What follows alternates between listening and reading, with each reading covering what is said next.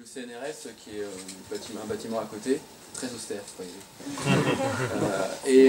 L'université de Bordeaux, c'est un humanoïde qui s'appelle Acroban.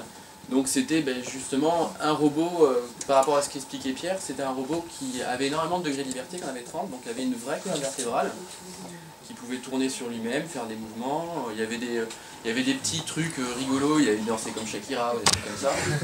Mais c'est surtout que c'était un robot qui, au contraire de ça, permettait l'interaction. Donc vous pouvez le prendre par la main, vous pouvez le prendre par le bras. Et ce robot, de la même manière que si n'importe quelle personne, si je prends par les bras et que je tire, vous allez mettre les fesses en arrière pour rattraper votre centre de gravité. Le robot faisait la même chose. Donc c'était un gros projet quand même. Oui.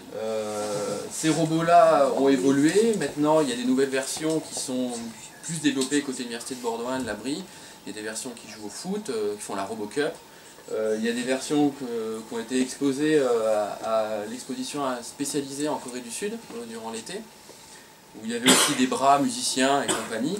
Et nous, dans l'équipe, à côté de ça, on a un doctorant qui s'appelle Mathieu, mais qui a développé son propre robot, qu'on ne peut pas vous présenter aujourd'hui pour plein de raisons de secret, de choses comme ça.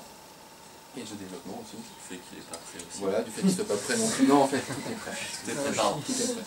Mais voilà, on développe aussi un humanoïde qui a des propriétés donc similaires à Acroban et donc des propriétés vraiment différentes de celui-là, à savoir que c'est des robots avec lesquels on peut interagir, avec lesquels les enfants pourront le prendre par la main, des choses comme ça. C'est un robot qui va marcher, c'est un robot qui va tenir son équilibre, donc qui à la fois en fait va appliquer des mouvements, va faire des mouvements de jambes, des choses comme ça, mais qui en même temps en fait va chercher sans arrêt à se rééquilibrer si jamais il est perturbé. Alors qu'un robot comme ça, si on le fait marcher, on met une peau de banane, il se casse la figure.